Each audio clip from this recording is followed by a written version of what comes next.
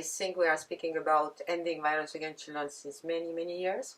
And we commit a lot regarding also through the Agenda 2030. And we have less than 6 years and a half to keep the promise we made.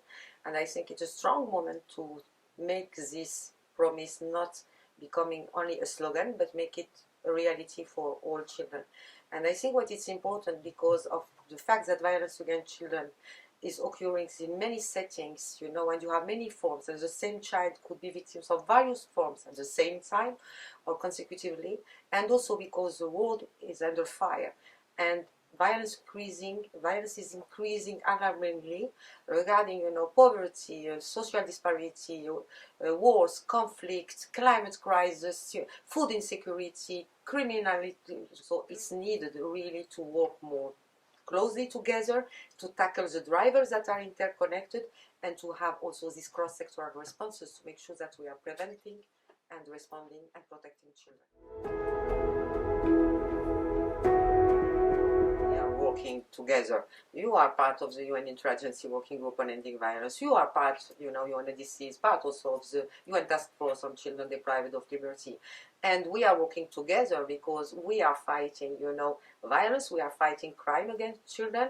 And I think what is important is to make sure that we are not only joining our hands, but really making sure that we are putting together, you know, actions that are, you know, complementary, synergic, and this is very important. And why is this partnership? Because it was not built, you know, in one day.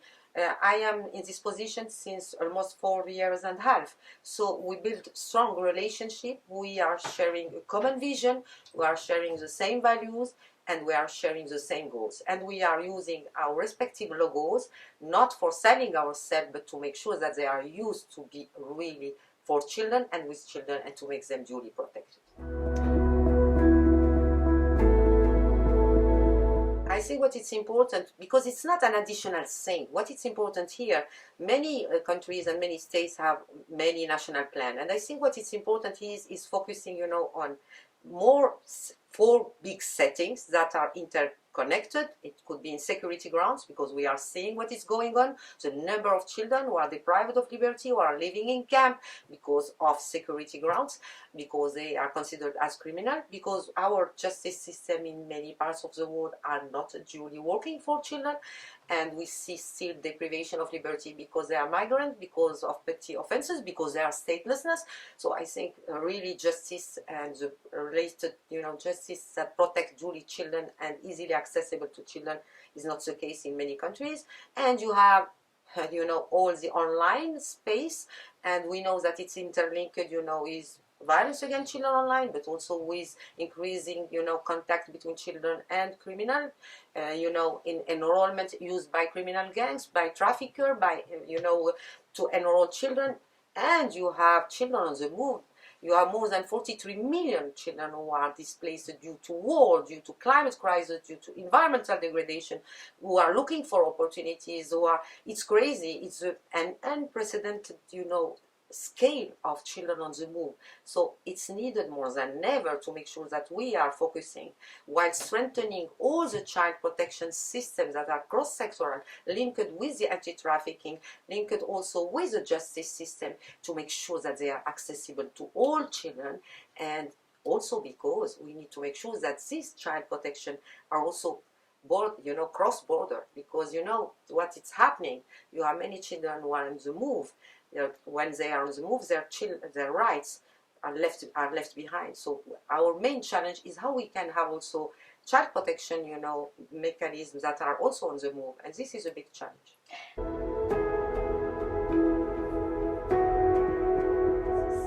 First, we need to consider them as children first, and as victims.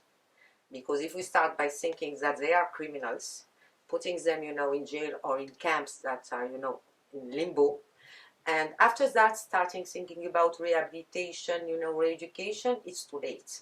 I think what is important, we need to understand very, very deeply what are the drivers, you know, of making these children really vulnerable and excluded and easily enrolled. And at the same time, what we are doing to make sure that we are addressing the driver and the vulnerability risk while we are tackling duly all these criminals and so on. And I think for me what is important here, when we can have together a strong added value, is to stop using counter-terrorism to deny children's rights.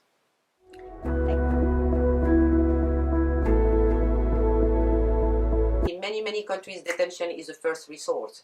In many countries, children are not duly listened. And in many countries, because they are migrant or because they are statelessness, they are not considered, as children who can have access to justice, but as irregular or illegal, so without protection. And I think here, very frankly, there is a strong need to review the justice system and the role of justice as a strong tool for protecting children.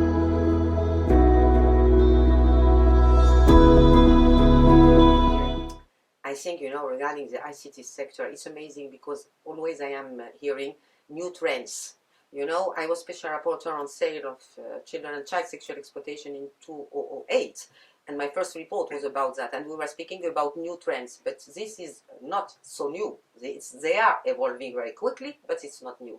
I think what is important here, ICT sector has a big role to play, because what we are seeing, we are always lagging behind.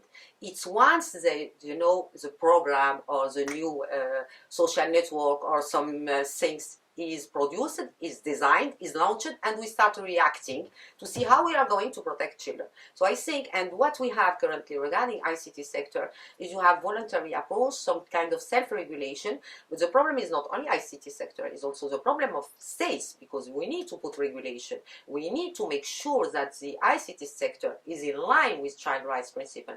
And I think the main important thing is to ensure that you have child safety by design, you have due diligence, child rights impact assessment before launching any program.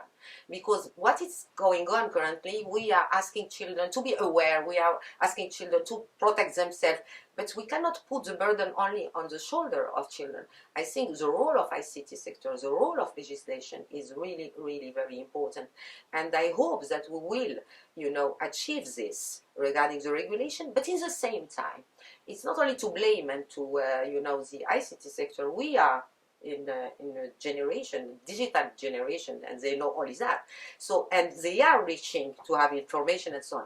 But how we can switch also to make sure that the services online can provide the good guidance, the good protection, and to have more and more child protection, services online that are easily accessible to all children, and to make sure that the big companies who develop this tool are sharing it freely for the small and very small platform in various parts in the world. So I think we can mix the both, and to involve children, in the design, because I think important, the most important expert in the world that know very well where the system failed are children themselves. So to have them on board, not as youth advisory council time to time, but to make sure that all children, taking into the representativity, are duly consulted, and all things that are done within and ICT sector to protect, to empower, is really done with taking into account their opinion, their concern, and their...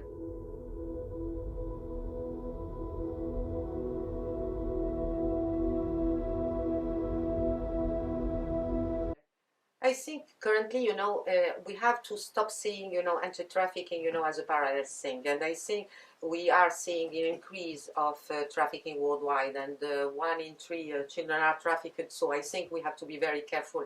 And it's a form of violence, one. It's under 16.2. It's clearly established also within the Agenda 2030. And we just reached, we just had a call for accelerating action, to make sure that we are accelerating action by 2025 to prevent and to protect, children against all forms of trafficking. To do that, we need first to make sure that we have a good understanding of what are the drivers. And currently, due to the humanitarian crisis, due to ICT sector, due to, wars and conflict, due to all this huge displacement, more and more children are at risk of victims of trafficking. The other thing that it's important is to make sure also that you have all these child protection systems that are in place and working very closely with with the anti-traffickers, anti-trafficking, services, and to have this cross-border, communication, that it's not easy. And most importantly, to make sure that also the children, who are victims of trafficking are treated as victims and have access to the support and have access to the service, and justice recognize them as victims and not asking them to prove that they are victims. Something is going wrong. And the last but not the least is, again, I think what is important is how we can disrupt the business model of the traffickers and make them accountable. And here, again, ICT sector, again, the law enforcement cooperation, justice cooperation, across border, and to make sure that we deter the traffickers and we impose to all the businesses, to have this due diligence to make sure that we have this assessment and they comply with human rights.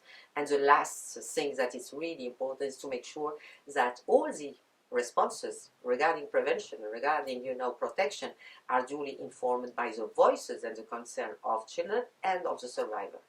Thank you, Najat. You're welcome. Thank you so much.